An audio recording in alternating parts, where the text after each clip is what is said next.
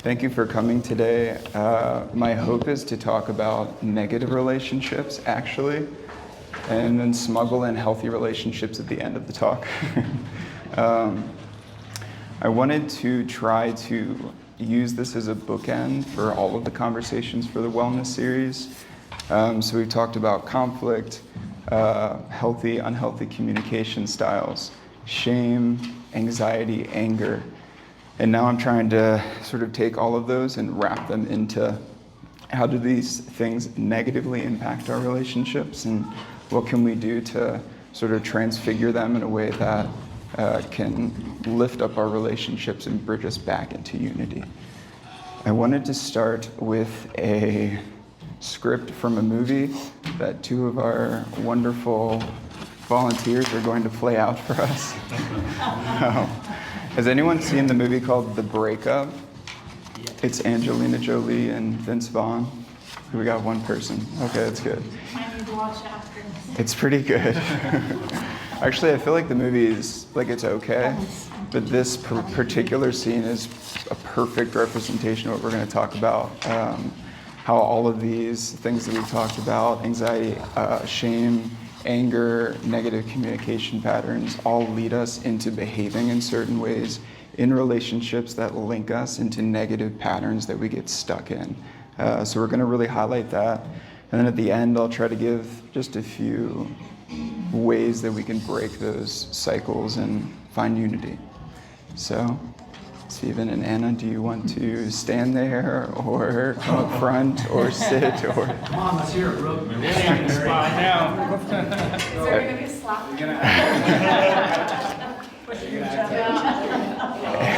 We want the drama.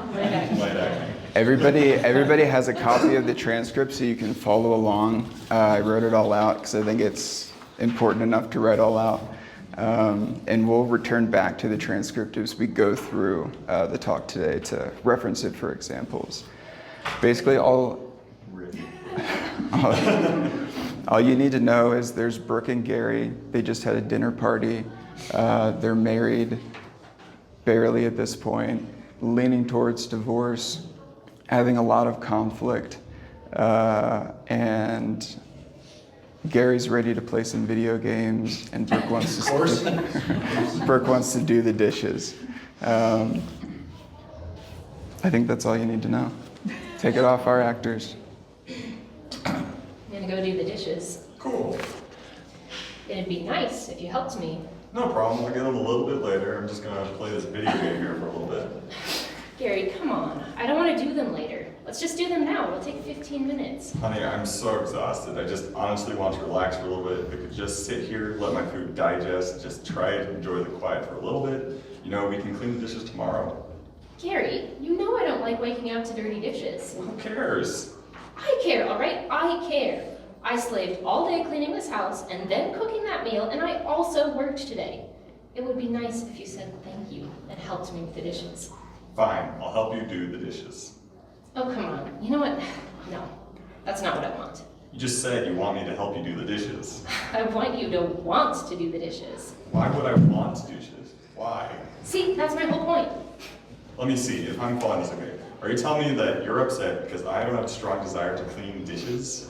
No, I'm upset because you don't have a strong desire to offer to do the dishes. I just did. After I asked you. Seriously, Brooke? You're acting crazy again. Don't call me crazy.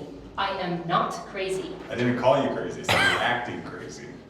You know what, Gary? I asked you to do one thing today, one very simple thing, to bring me 12 lemons, and you brought me 3. Seriously? If I knew that it was going to be this much trouble, I would have brought home 24 lemons, even 100 lemons. You know what I wish? I wish everyone that was at that table had their own little private bag of lemons. Gary, it's not about the lemons. Well, that's what you're talking about. I'm just saying it'd be nice if you did things that I asked. It would be even nicer if you did things without me having to ask you. You knew I was working today, and I made that meal. And you could have thought to yourself, yeah, I think I'm gonna get Brooke some flowers. You said on our very first date that you don't like flowers and that they're a waste of money. Every girl likes flowers, Gary. You said that you don't like flowers. I'm supposed to take that to mean that you do like flowers? No. This is not about... God, Bella, you're not getting it. It's not about the lemons, it's not about the flowers, it's not about the dishes. It's just about, how many times do I have to drop the hints about the ballet? You know, I can't stand Brooke. We talked about the ballet. I hate the ballet. You got a bunch of dudes in tights flopping around for 3 hours. It's like medieval techno show. It's a nightmare. I sit there in a sweat. It's not about you loving the ballet, Gary. It's about the fact that the person you love loves the ballet. And you want to spend time with that person. Not when they're at the ballet. Okay, So good. forget the ballet. Forget the ballet. We don't go anywhere together. We just went to Ann Arbor together.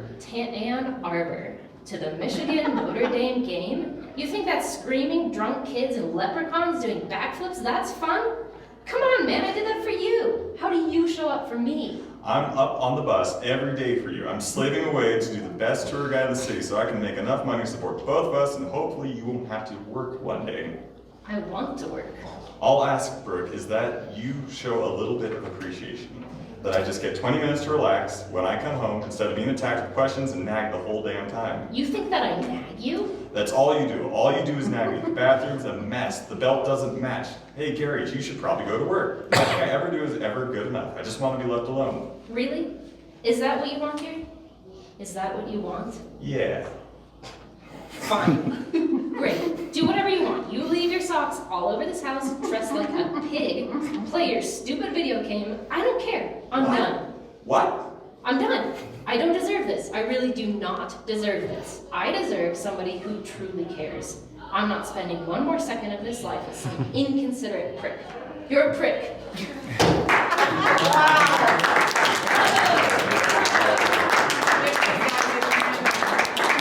That was amazing. Thank you all. I did not know I was going to be privileged to that today. Wow, that was lovely. I feel like we're all laughing because we know what it feels like to be in conversations like that and how easy it is to sort of slip into those conversations. Hey, come on, John.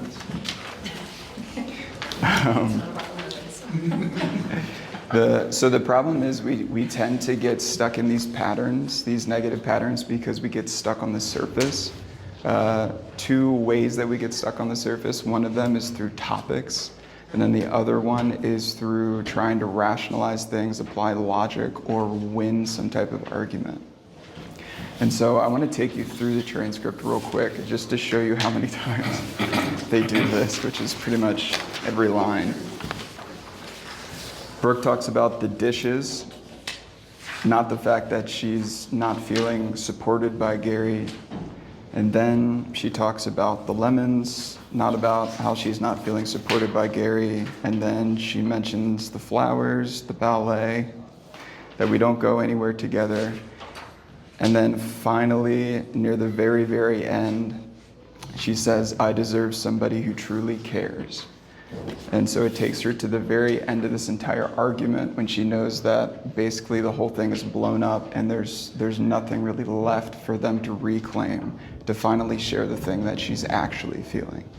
And then you can watch Gary do his sort of logic trying to win the argument by following all of her surface things about the dishes and about the lemons and telling her how she said flowers are a waste of money and how stupid the ballet is and providing arguments for every surface topic that Brooke is bringing up to Gary to try to defend himself against her accusations. But then at the very, very end, Gary also shares his actual feeling, which is nothing I ever do is good enough. But it's also at the very, very end of their argument when there's really no possibility of them coming together. It's sort of a last-ditch hope that he could be received, just like she has a last-ditch hope of her being received by him. But it's too late. And this is usually what happens for a lot of us when we get stuck on surface topics about who did the dishes or who was supposed to do that or who was supposed to do this. And then we tend to get in arguments about those topics. Maybe one person is more leading the topic part of it, one person is more leading the argument part of it and trying to defend. I want to show you how we get into these things and give you a better sense of what emotions bring us into these things, insecurities, shame. And then I want to talk about attachment patterns and how they bridge us into getting stuck in these type of dynamics.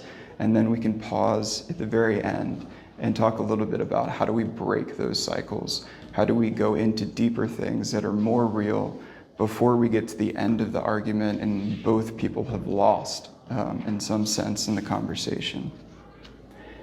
Does anybody have any questions before we just sort of start off here? I'll try to break a couple times for questions. Yes? What is EFT? So Sorry. EFT is emotionally focused therapy. It's one of the leading couple therapy perspectives right now. And a lot of what we're talking about today is based on EFT couple therapy cycles.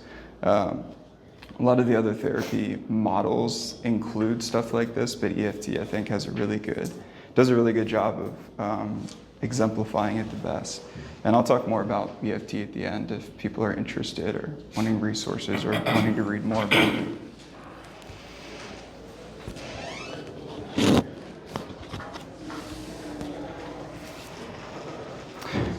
So I want to piggyback off of Chelsea's discussion about shame and how there tends to be emotions that are more on the surface for us, like anxiety and anger, contempt, but they tend to cover deeper emotions that we're feeling that tend to feel a little bit too scary or revealing to share, like shame or sadness, things like that.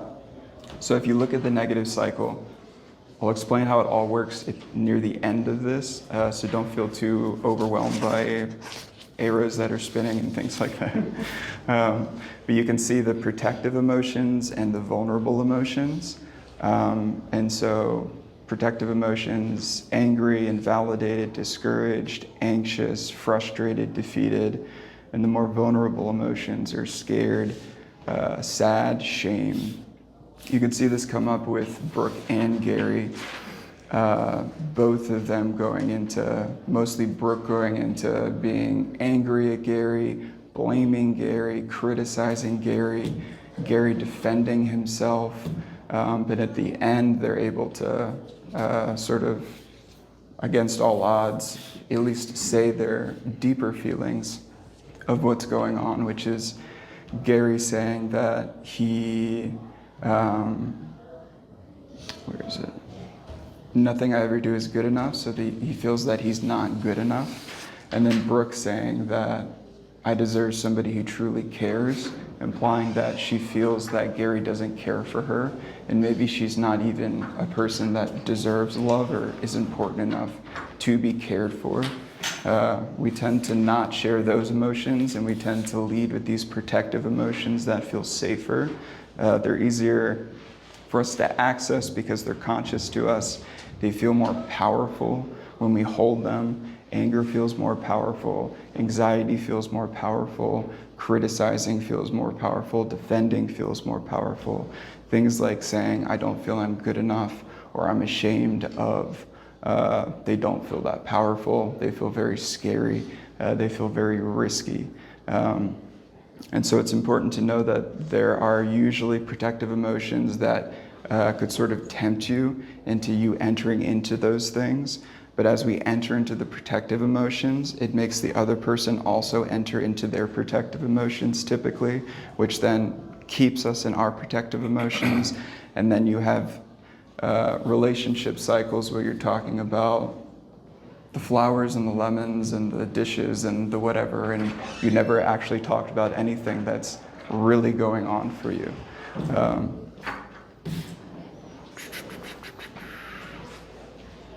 Does anybody have any questions about that? I know Chelsea talked a little bit about it, but I also know not everybody was here for Chelsea's talk or listened online. Yeah. Just out of curiosity, the anxious partner and the avoidant partner, is that often gender? Like, are the women typically more anxious and the men typically more avoidant? So the anxious avoidant is in reference to attachment. And once we talk about the emotions, then I'll jump into attachment and I'll clarify all that and things will make way more sense. But you are correct. But there's some nuance, and I'll add that too. Does anybody have, yes? Sorry, I missed the beginning, but how does EFT compare to family systems? Family systems is kind of like a giant umbrella term to include therapies that involve different types of systems that work within families. EFT, you could sort of see it as a systems approach because it's looking at patterns and how we relate to one another. So maybe it's sort of coupled underneath the big umbrella of family systems. Okay. Does that make sense? Yes, thank you. Okay. Anybody have any other questions about that? I guess I kind of was thinking along the same lines of Nancy about the male-female tendencies for like literal versus what the signal is underneath. Right, right. How about I'll jump into attachment now, and that'll be really interesting, and it'll grab a lot of people's questions, I think. Does that sound good? Jump straight into attachment. Okay.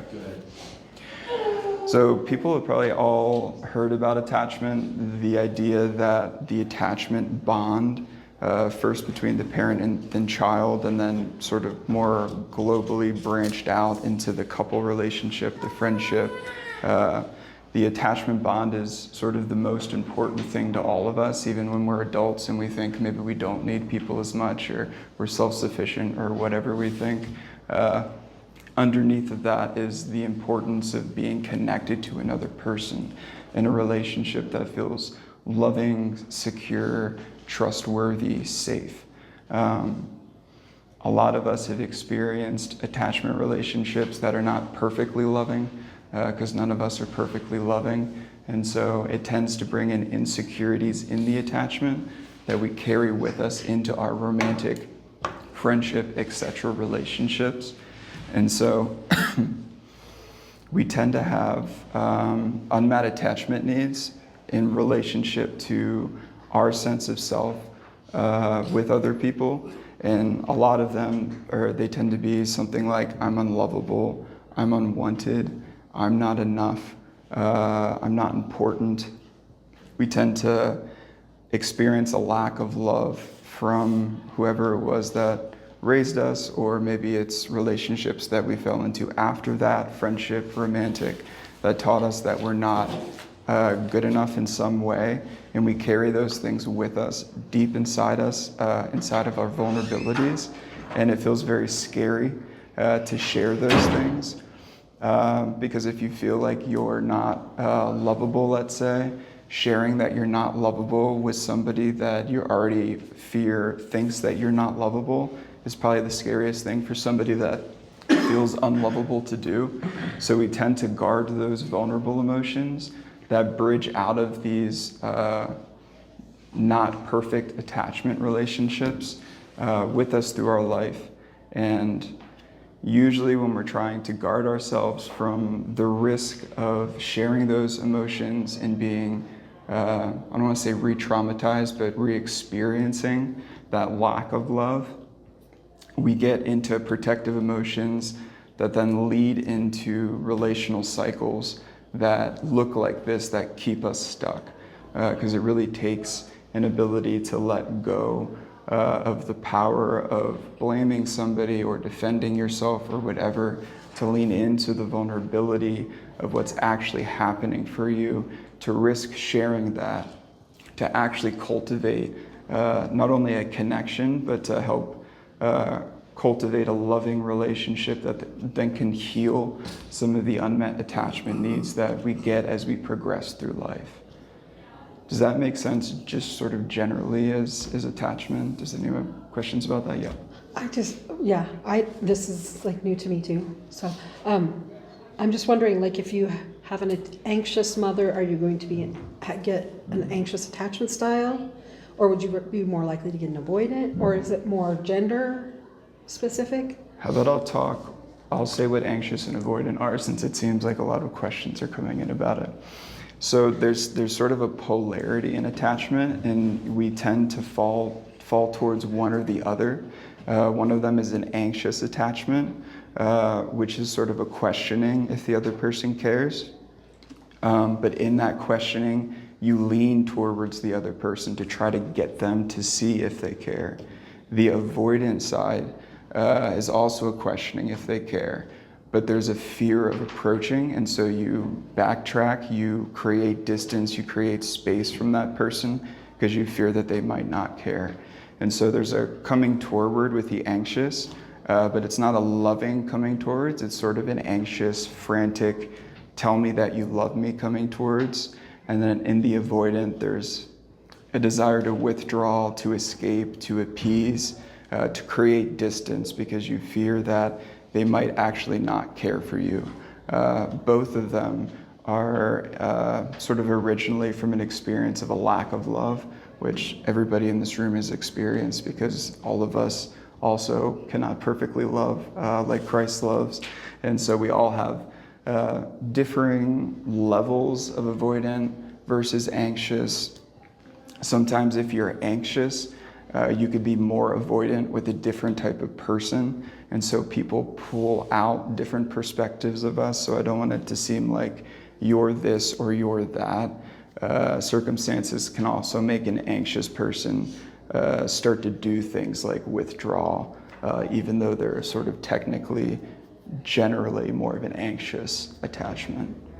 Does have any questions about anxious avoidant before I get into more? Well, I'm curious, the original question, is it more women that are anxious and men that are avoidant? Yes, for sure. Maybe I didn't get the answer. Right. Yes. So I noticed under the protective emotions for the avoidant partner, anxious is one of their protective emotions. Like it seems like the anxious person is making the avoidant person anxious. Yeah. Or am I like totally like missing that? No, I mean, it gets complicated because like if you have an anxious partner and an avoidant partner and you start to come towards each other protectively, you're going to ramp up both of them and sort of get pulled into this negative spiral that is so destabilizing that an avoidant person can start to feel anxious. An anxious person can feel so overwhelmed that they start shutting down. And so as you get pulled into this negative cycle that we all get pulled into, or at least tempted into, we can start taking characteristics of both on. But typically, we tend to be sort of a little bit more one than the other, and there's definitely a gender split, generally speaking, between the anxious and the avoidant, with the female and the male. Yes? In speaking of avoidant and anxious, do we, in developing these kinds of styles in ourselves, do we transfer that like to our relationship with Christ? Is that what we are trying to, we want to have neither, we want to be, but do we kind of like, God doesn't love me? And Right, for sure. Yeah, I think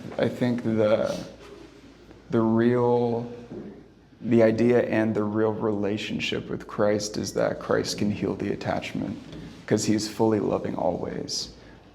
Whereas the people that we've experienced in our life maybe have been 90% loving, or maybe they're 10% loving. Who knows what they're able to do in terms of their love for us, but Christ always loves us and is always beckoning us into his presence. So the idea is that through a real relationship with Christ, you could be healed in your attachment relationship.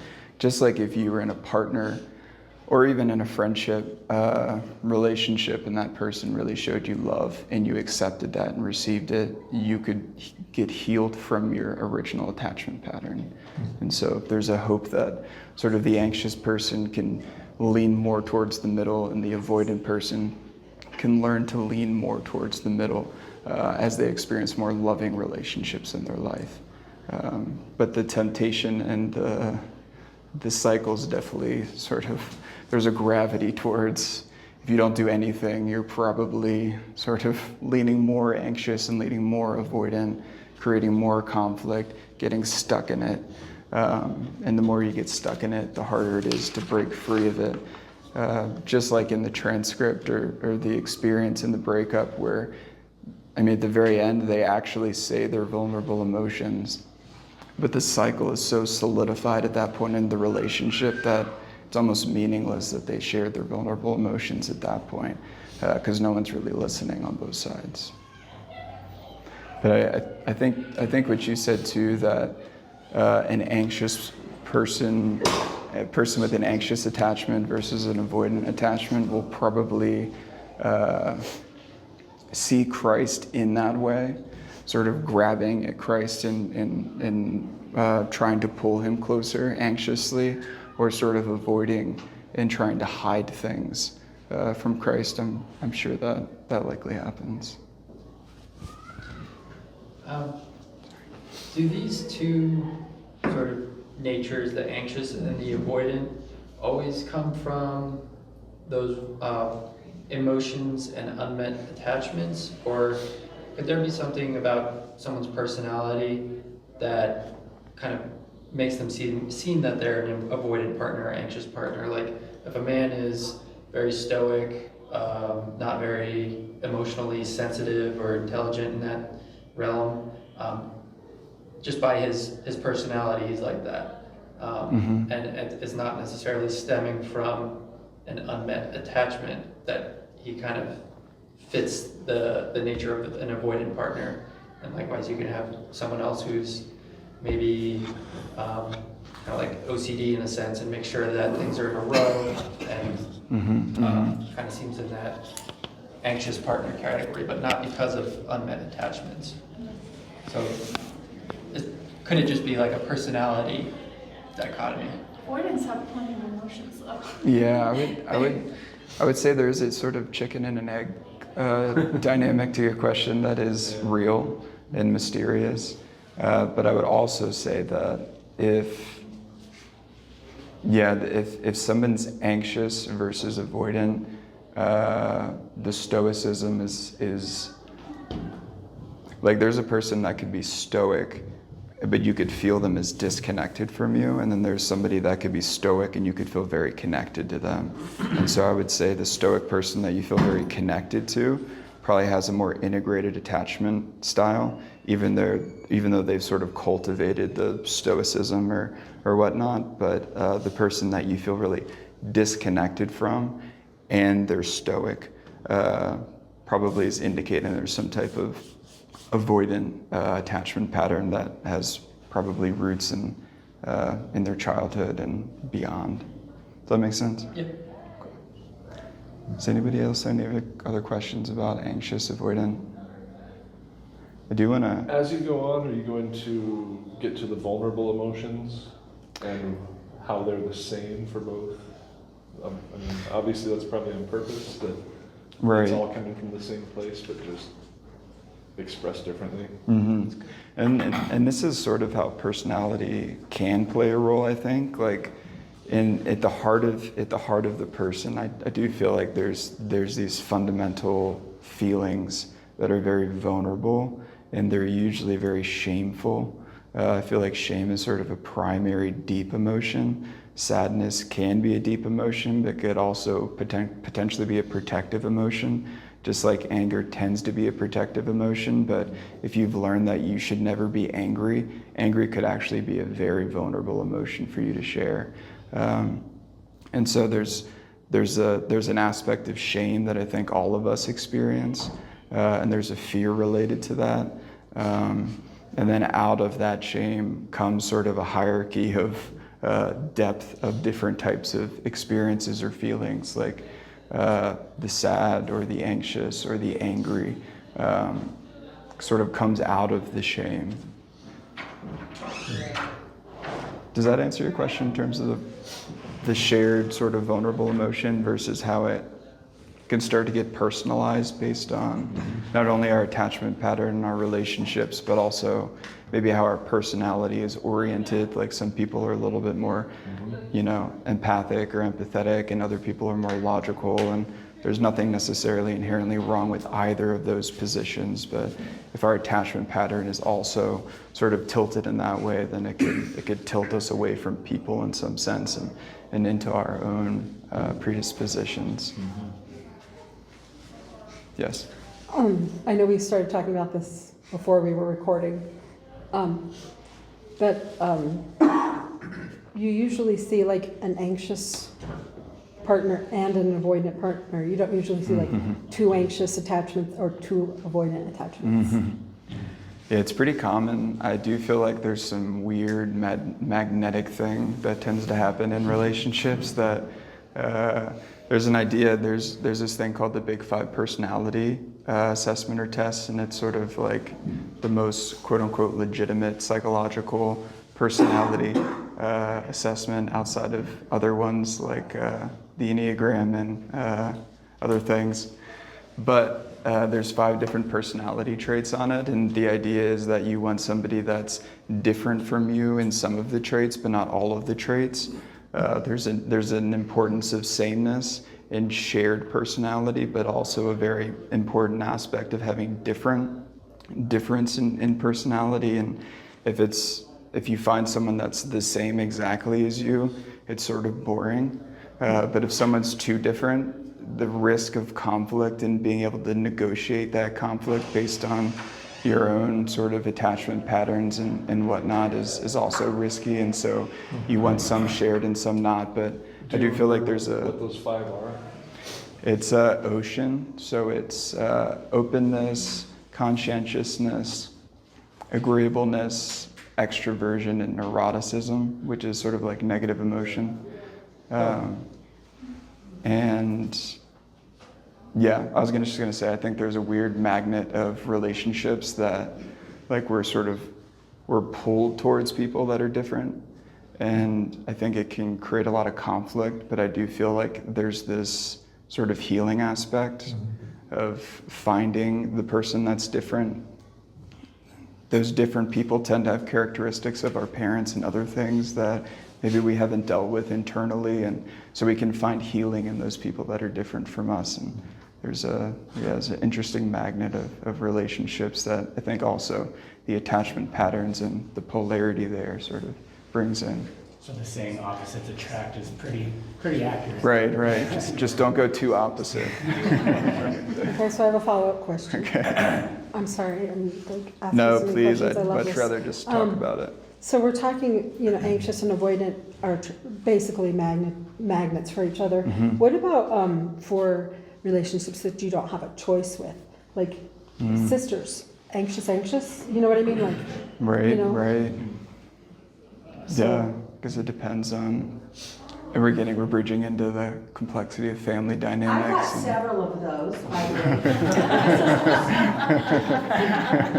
I have 5 girls. Oh, yeah. Yeah, and actually what happens is they aggravate each other more.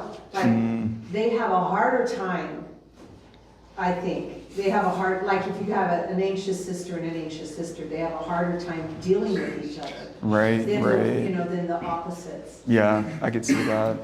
Too much coming at each other stuff. And me. Right. 6 women. Right. A lot of attachment things going on there, for sure, in families.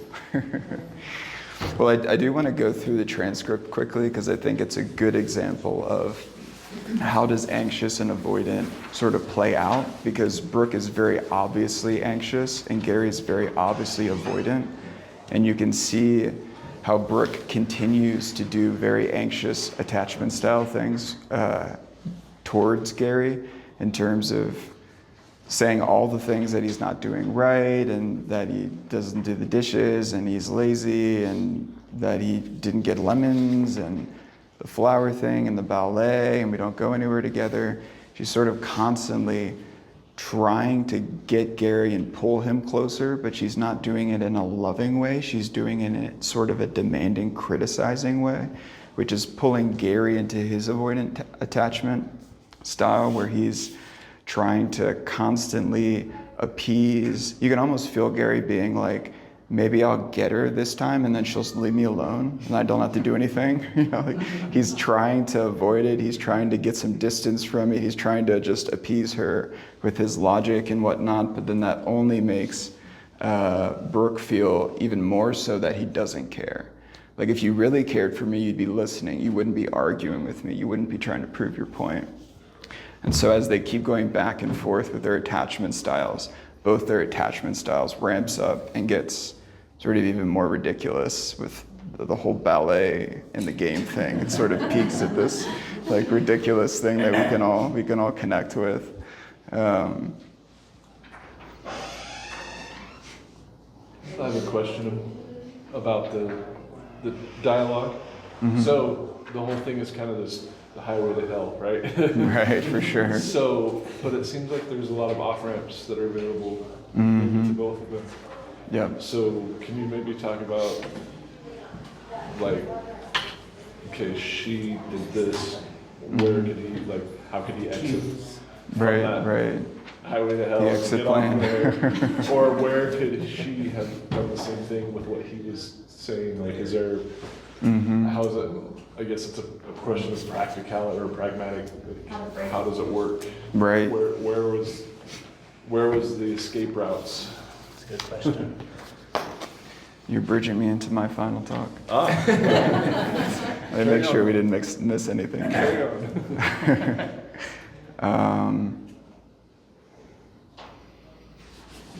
Let me make. Yeah, you can still continue on to the dialogue. Right. Yeah, let me make a point on the dialogue, and then I'll bridge the final. Well, what do we do about this with the dialogue? I just want to show how not only do they get pulled into their attachment patterns, the anxious and the avoidant, and sort of get solidified in that, and then solidified together in the negative cycle. But you can almost see Gary getting so frustrated that then he turns and he starts sort of confronting her, which tends to happen when you poke somebody that's avoidant too much, which is really risky for the avoidant person, because usually the avoidant person is wanting distance because they're noticing that a conflict is happening and they're not wanting to do something negative. And so they tend to think, if I can get some distance from this, think it through, I'll say something that's helpful. And so when the avoidant person gets poked where they start turning towards, it gets really risky, because now Gary, who already thinks that nothing I ever do is good enough, is now getting angry and yelling at her and calling her nagging, which is just further sort of solidifying his sense that nothing that he ever does is good enough. And that is usually what happens in the negative pattern, where at some point the conflict gets so heated that things flip, and then both people sort of break apart in that conflict and then get even more solidified in their attachment, fears that they're not good enough, that they're not lovable, that they're not, etc. It's good that he finally says, nothing I ever do is good enough, but since it's during the flip and he's yelling at her, calling her, nagging me all the time, and can't do 20 minutes just to relax or whatever, then it's sort of like a complete breakdown, and you can sort of imagine this couple leaving each other. They're probably not going to talk about it again. There's a lot of heated emotions going on, and then when Gary doesn't get dressed the right way he's supposed to get dressed or something, and 5 days time, then Brooke's going to come to Gary and Brooke's going to say, you were supposed to wear this tie and you wore that tie. Don't you know how important it was today for you to wear that tie because my dad and this? And then Gary's going to start sort of trying to catch himself and save himself and defend himself. And then she's going to feel like that means that he doesn't care about her, but she doesn't know how to express her vulnerable emotions. So then she's going to nag him about other things. And then he doesn't know how to express his vulnerable emotions. So he's going to continue to try to either withdraw or appease her. And then the cycle starts all over again, and they're stuck in it. And then there's probably going to be a reversal again and a blow up of the conflict. And then they're going to separate. And so that's pretty depressing. So this is a good transition into, well, what do we do to break these cycles? Maybe I'll do a quick sort of general run through of how we can break the cycles, and then we can get more specific with the actual transcript and then people's questions. So anybody have any questions before we do that? Okay. So the number one way to break the cycle is to know the cycle exists. So every single person on the planet has a cycle that they're going to get pulled into. I know certain things that I feel shame for, certain things from my upbringing. I know if Chelsea does certain things, my wife, if Chelsea does certain things, it's likely going to trigger those feelings in me. And if I can notice that I have these things and they look like this, and I notice her doing those things, and I notice those things getting triggered, I can catch myself, take a breath, and not take the direction of the cycle. And so if you can understand what are those things that are sort of hidden in your vulnerability, those things that are really scary to express, if you can claim those and hold on to them, it's way more likely that you'll be able to slow the cycle or stop it because you already know what the vulnerable emotion is. And then maybe you can find the courage to sort of share that vulnerable emotion instead of getting defensive or falling into protective emotions and throwing those out at the other person. There's an idea from EFT that you're supposed to fight the cycle and not each other, which I think is a really good sort of thing to keep in our heads when these cycles start emerging, because there's very much a sort of a gravity or sort of a power in continuing to go in the exact wrong direction in relation to these cycles. And so if you know what your shameful experiences are that you're holding, if your partner or your friend knows those things, if you actually talk about those things before there's an actual argument, you can both be sort of clued in and work together to catch the cycle when it's starting, to slow it, to pause it, and to engage in a different way. What does that different way look like? It tends to look like things that the church is very good at teaching, which is humility, honesty, repentance. All of these things help us to take a moment to be true to ourselves, to catch what's going on for ourselves, to remember that we're all fallen and we're all fallen together, and that's okay. We can claim these vulnerabilities, we can share them, we can lean into trust, we can have faith in our partner or our friends or whatever relationship we're in. They can do the same with us. If we fall into one of these negative cycles and it blows up, we can take a moment, we can sit with ourselves, we can reflect on why did that happen, we can claim our aspect of it, take ownership, return to that person, apologize, repent for the things that we've done. The other person hopefully can also do that, and the relationship continue to be healed rather than drifting towards these very negative and destructive cycles that always have a temptation of being entered into. One other thing I want to highlight is just the importance in listening and understanding the other person rather than getting pulled into your own sort of triggered reactions and responses. There's a lot of power, there's a lot of animation in the emotions and the triggers and your responses and wanting to say the thing that you need to say or whatever it is. And so just remembering that it's sort of your job to listen and understand their perspective. Their job is to listen and understand your perspective. If you feel like they're not getting it, you can clarify that better for them. They can ask you about that and vice versa. Even if you're stuck in a really sort of big conflict, a really negative cycle, you can pause it. You can take a pause and you can say, what are we really trying to say here? What are we really trying to share? And usually when you backtrack it 20 minutes, you can sort of get a sense of where it started and what you should have maybe shared in the very beginning, but it was difficult to share. And then you talked about 50 other things that actually didn't matter. And so being curious about what's actually happening for you, what's most real, rather than what feels like it's sort of glittering and shiny or powerful or whatever it is, or how you can be right. I know Father Evan says this, and Gottman also says this, and I like it a lot, the idea that you can be right or you can be in a relationship. And so remembering that when you're in conflict, you can always pause the cycle, you can always slow down the cycle, you can always take a break, you can have rules, that you'll take 5 minutes, but only 5 minutes. And when you come back, you're going to address what's happening actually for you. Because a lot of times there's sort of like a dysfunctional togetherness that gets formed in the cycle. The attachment person doesn't want the avoidant person to leave. The avoidant person wants to leave at all cost. And so if the avoidant person storms out of the room, that's very triggering for the anxious person. But the avoidant person can say, I feel like this is getting really animated for us. I want to take 5 minutes, but I promise I'll only take 5 minutes. And I want you to know that in those 5 minutes, I'm going to be in this room and I'm going to be reflecting on what just happened, what's most important to me, so we can come back together and actually talk about that, because I care about you, because I want you, because you're important to me. If you know the struggles of the other person, let's say that they don't feel like they're wanted, you can continue to offer that to them.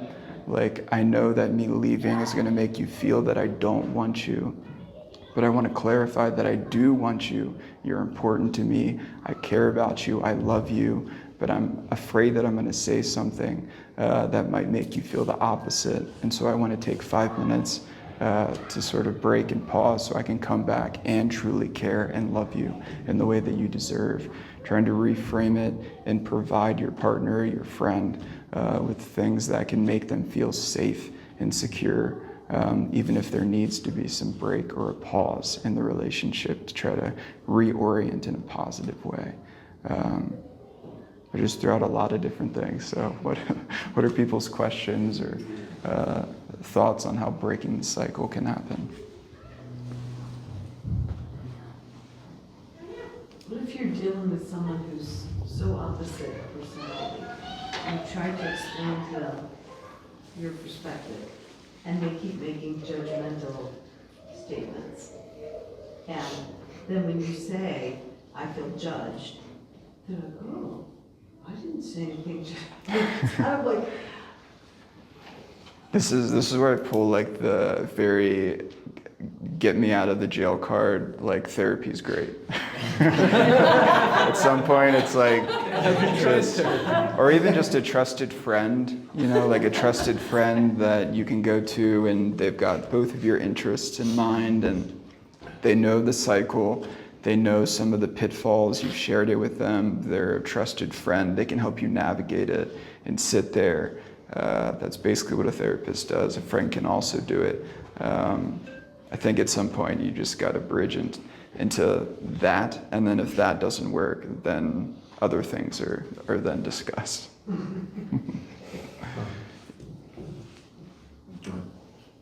Let's go Nancy, because she had her hand raised earlier. Just looking at the dialogue, how it started when Gary wanted, I don't know, 15, 20 minutes. Would it have been good if Brooke said, I'll set the kitchen timer? And when That sounds like something she did in the past already. I think Brooke's already tried that one. Very control. I mean, it is interesting to, well, we can go to your question first. Go ahead. You sure? I remember it. You go first, because mine's going to be somewhat tangential into the transcript. It's connected partially to what she was saying. I was going to ask you if you're willing to take up the line where Brooke says, "No, I'm upset." It's in the middle, third of the page from the bottom. "No, I'm upset because you don't have a strong desire to offer to do the dishes." And if you took that line and gave a couple alternatives to where that would disconnect from the negative cycle. In terms of what Brooke said, or in terms of Gary's response? In terms of, well, it would be both of them. Right. Navigating this together. Yeah, both of them have an option in that. But from that line, that was kind of because then the conversation takes a turn after that. This is going to sound somewhat radical, but and it's funny because this whole clip is on YouTube if you want to watch it after from the movie. there's a sense when you watch it that this couple's done this a million times. And so my advice would be when Gary says, let me see if I'm following this okay, are you telling me that you're upset because I don't have a strong desire to clean the dishes? That's such like a call to enter into the cycle that if I was Brooke, I would say, I think we need to pause. Like, let's slow this down. We've been here before. We know where this goes. Let's just take a pause. I'm sorry it's going this way. I want to connect with you. Maybe that looks like we both take 5 minutes separately and come back together. Maybe they go back to the first part of the dishes and how Gary felt like, man, I'm really tired. If I could just have 20 minutes to rest. And Brooke said, can you tell me more about that? You know, you said that I'll get them a little bit later. I'm just going to play the video game here for a little bit. Brooke could be like, you know, what about the video game? Like, what about the video game is something that's really important for you right now? So it seems like those exit ramps like I was talking about, like where Lucas brought up, like he was almost there with that part about no, I don't want to clean the dishes, who wants to clean dishes? Right. But that could have been like, you know what, I hate doing that, but I know it's important to you, so let me come help you with the dishes. Right. That would have right from the very beginning. Right. Right. And there's all those little chances, but they leave them as attacks, Mm-hmm. not like they don't go all the way. Yeah. And be like you were saying, at the very beginning, she could have been like, you know what, you're right, you have a long day, 20 Right. minutes, let's get back together and we'll get these dishes tackled together. And like, that could have been an off-ramp as well. So. Right. I mean, Gary could have said, you know what, like I know the dishes are really important to you, but to be honest, Brooke, I'm really tired. Like, I would really love to just play the video game for 20 minutes, but how does this sound? Like, can I just sit down for 5 minutes? Just like, only 5 minutes. I just want to take a breath. I don't need to play the video game. I'm just going to sit here and then I'll help you do the dishes. Like, how does that sound, Brooke? And then Brooke can be like, you always say this, and then you actually take 20 minutes. She could pull him back into the cycles very quickly, but but the cycles do have such a power about them that like you can almost tell that even, I mean, where the line that Lucas indicated, that's like 4 minutes into the conflict. And you can almost tell even 4 minutes in, like they can't have that discussion. Like that would be great. That's the discussion they need to have, but they're not even able to have that discussion. They've got to go back to basics. Maybe if they do take 5 minutes and they check in, then they can talk about how Gary's feeling really tired, and Brooke can say, I'm feeling tired too, and if I can do the dishes, then I can really rest. Maybe we can rest together, and then they can actually have a conversation about what does that look like and how can both of their needs get met. But even 4 minutes in, 5 minutes in, it's like game over. If you try to do any type of anything except for taking a breath and really just trying to enter into what's really happening before it started, then it's so likely to sort of sidewall back into the cycle. So would you say that would be like having the humility to acknowledge how they're feeling first and foremost, like Right. kind of a diffuser before sure. it got to that? For sure. Okay. Because you can tell that Brooke thinks video games means Gary's lazy. I don't think Gary thinks video games mean that for him. And, Right. and maybe video games 20 minutes does mean Gary's a little lazy. But like, Gary's not ready for that right now because he's tired. And so if they can just, if Brooke can even just ask more questions about like 20-minute, I mean, it's even risky I could see her being like, really, Gary, 20 minutes? You need to do video games for 20 minutes? But if she could check in of like, what is 20 minutes? What's video games for you? Like, seems like that's really important to you. You don't want to do the dishes, and I hear that. Like, tell me more about it. The tell me more about it sort of line for both of them is sort of a nice breaking of the negative cycle. Pause, tell me more about this. I feel like I'm missing this. Stuff like that. So This is wonderful. Thank you for all this. Like I'm learning a lot too. But like when you start to implement something like this, you're going to fail. So for sure. So I kind of had questions along the line of, what are your cues for you that you're getting pulled in so that you can take that 5 minutes and pull back? Right. And what if you choose not to and you go and you get in this whole big fight? What do you do to repair? Like if there's like a general, you can Right. do this to repair, not like, Can I tag on that too? Yeah. What if you're aware that the cycle is starting, but the other person is not? That's good. That's good. Right. Like, happens how a can lot. people- Yeah. Or that they don't care. They know. don't care. They're like, Yeah. no, I'm dead. Like that's it. Yeah. I'm going all in. Like I know this is not right. But I've never done that. no. I should highlight too, my experience is that usually one person is already sort of more taken by the cycle, and then it pulls the other person in. And it's hard to help that person see that the cycle is playing out because they're already in the cycle. And so it can be tricky. Yes, Nancy? Is some of this like, if Brooke, Gary wants 20 minutes, and maybe Brooke just wants the kitchen clean, so those 20 minutes, she's out there cleaning the kitchen while he's playing the video game. And could it be, like, for instance, seems to me different partners, there's some housework everybody likes, or they're more willing to do it, and some chores they don't. And unless it's exact the same chores for everybody, maybe she might say, well, I'll do the dishes, would you pick up the trash, or whatever the thing might be, that the next thing she'd do after the dishes. Right, it could be a great check-in for Gary, like, what about the dishes? It seems like you really don't want to do the dishes. Like, I know that you want to play video games for 20 minutes and rest, but like, it also seems like you really don't want to do the dishes. Like, tell me what about the dishes right now feels really hard for you? And then maybe that leans into a conversation of, I hate the dishes, but I'll go take the trash out if you do the dishes, if I can rest after. And then they've sort of negotiated some type of middle space.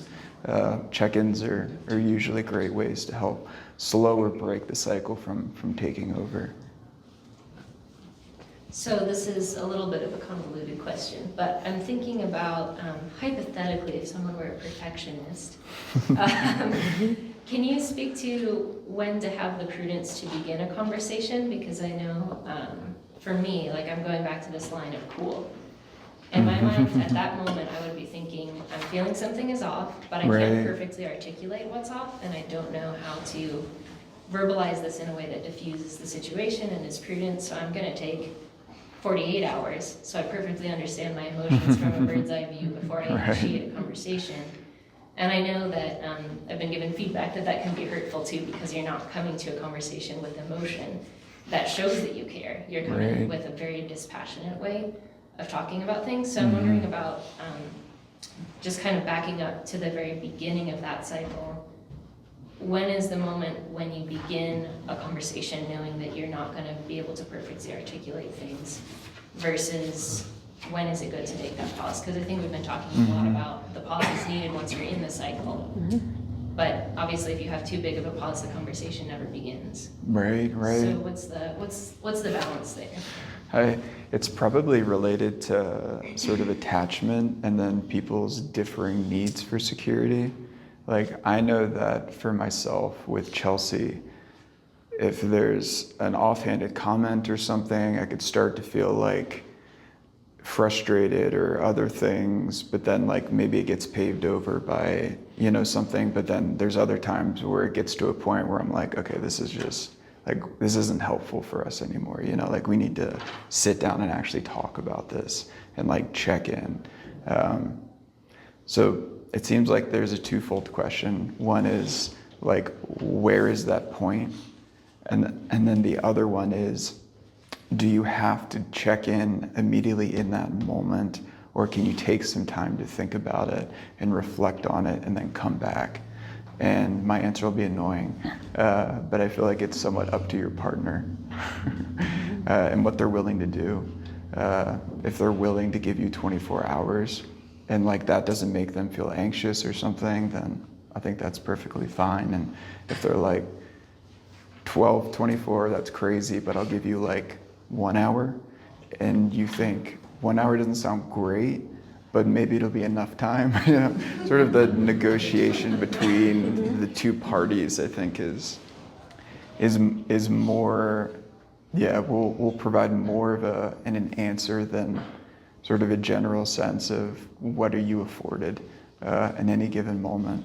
But I do think it's dynamic and confusing and changes day to day and requires check-ins, and sometimes people I think that it requires vulnerability too, to not have to have the perfect solution or the perfect understanding. Like to actually trust your partner to say, okay, well, I'm not going to say it perfectly, but they're going to give me some feedback that's loving, that will help both of us figure out really what's happening here. So, not that I'm a perfectionist or anything. a little mess is good, A little messy. which is something I've learned over the course of my time on Earth. I think, going to your comment, would it be useful or to be able to, because one of the questions was when to decide to initiate that conversation. It seems as though that it's very imperative to have that awareness of the cycle within oneself to be able to Right, what's coming up for you? have like that onset of I need this thing, or this is what's going on for me right now, because otherwise it's kind of just, it's opaque, it's going to be a blunder. Right. And I think there's ways, this is somewhat risky and opposite of what I just told you, but I feel like there's ways to break the relational cycle individually, potentially, because it could get started within you, but if you can catch it, see what's coming on, and gain an insight into what that is, and maybe how to let go of it in a healthy way that feels integrated and not sort of dismissive, or you're just sort of lying to yourself or something like that. I picture Brooke, and Gary says cool, and she's sort of immediately like, this guy, this guy, like seriously, he does this all the time. But I could also picture Brooke, and I don't think she needs to do this, because I feel like Gary deserves to be included in this relational sequence because he's playing a part, but I could see a situation where Brooke sort of takes her own time, doesn't say anything, goes into the kitchen, takes her own time, takes a moment, being like, why did that really stir up a lot for me? Like, what's going on? Why am I frustrated at Gary? Have I felt frustrated at Gary in a similar way in the past? Like, what is this about? And if she could connect with that, and maybe she realizes that, at the heart of it, she feels that Gary doesn't really care for her, because he's not helping. He'd rather play video games than be with her or help her do the dishes. Then she can ask herself a second question, which is, how can I do something that would make me feel cared for by Gary? And maybe it is coming out and having the conversation, but she could also come out and say, hey, Gary, I've been thinking of, going to this blah, blah, blah, not a ballet, but some adjacent thing. And I would love it if you joined me. That would be a heroic thing for Brooke to do in this situation, but it is something that's afforded to her. She could connect with it, break the cycle internally, and then lean towards Gary in love and inclusion and a faith that he would care for her. And then if he says, we just went on a date last week and you think we're going on a date this week too, we go on all these dates, then she can maybe start to include him because he's not getting the hints.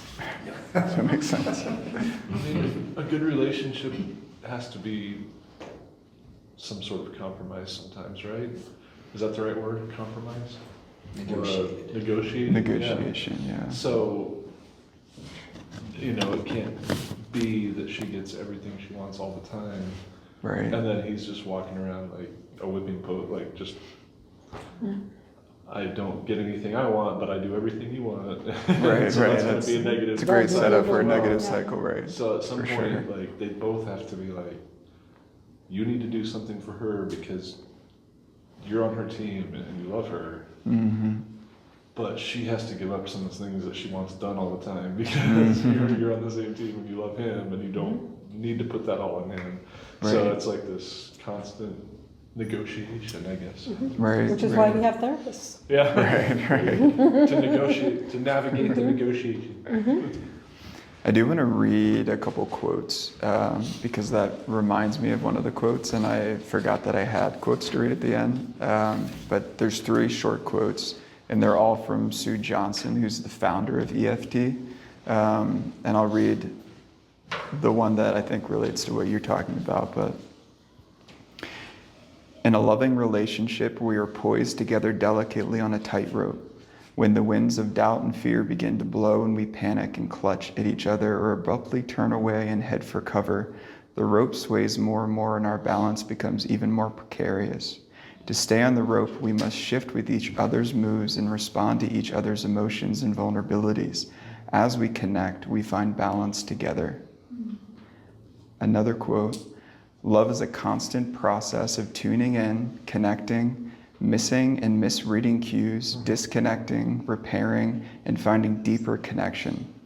It is a dance of meeting and parting and finding each other again, minute by minute and day by day. Final quote. What couples often do not see is that most fights are really protests over emotional disconnection. Underneath all the distress, partners are asking each other, can I count on you and depend on you? Are you there for me? Will you respond to me when I need you and when I call? Do I matter to you? Am I valued and accepted by you? Do you need me and rely on me? The anger, the criticism, the demands are really cries to their loved ones, calls to stir their hearts and to draw them back in emotionally to reestablish a sense of safe connection. So there's this idea that when couples come into couples counseling and they're fighting, that's a good thing. When couples come into counseling and they're not fighting anymore, that's a very bad thing. Because usually the fights indicate that there's this desire to connect and to reconnect, but it's really scary. And so they do things with protective emotions and behaviors that feel like they're leaning towards connection, but it's actually eroding connection over the long term.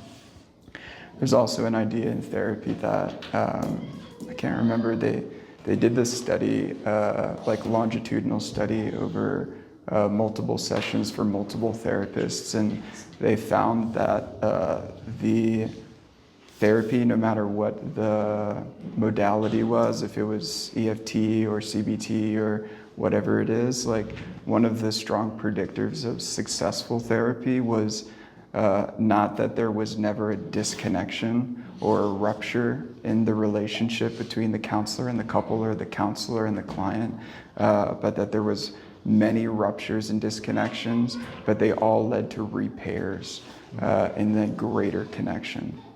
And I think that's sort of a silver lining of a lot of these negative cycles is if we can, like sort of the cycle is inevitable and the breakdown is inevitable and the hurt feelings are inevitable. But if we can enter into that and come back together and continue to commit to coming back together, like Father Evans says, like you just have to stand up one more time.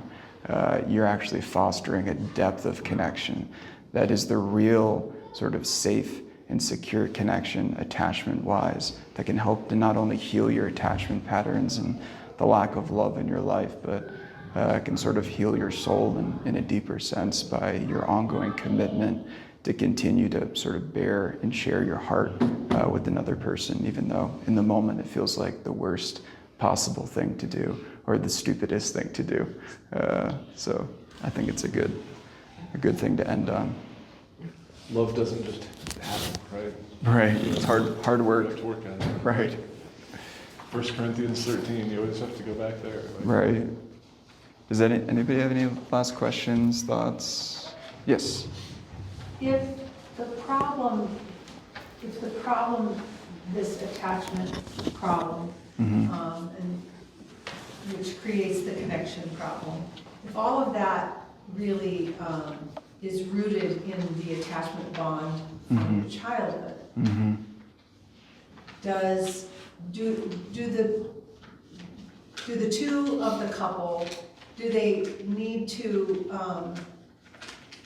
address that first to be able to deal with the, so this, I don't know how to express myself very well, but the whole anxious avoidant thing, if that comes from something early in your life, I'm 65, right? Right, So, right. My husband, we're in our 60s. Right. So we obviously have these bad habits, you know, in our connection that, you know, we're trying to address. But I guess my question is it really even, can you even succeed at addressing that if you don't both, if you haven't both gone back and addressed what it comes from in your childhood? I think that's the mystery of therapy. Like you are acting out, not you, all of us are all acting out the wounds from the past constantly.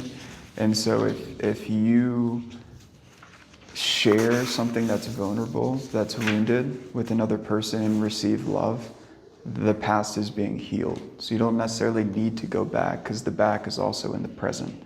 You could go back just sort of like to help you understand your patterns and maybe where they came from, and maybe that gives you a more solid understanding of what might come up for you.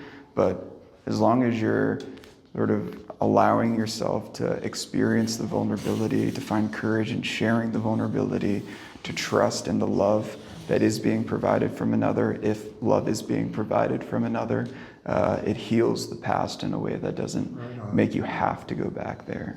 At least that's my perspective. Different therapists might say different things. Freud would not agree. Well, there's this avoidant thing, you know. I'm glad to hear you say that because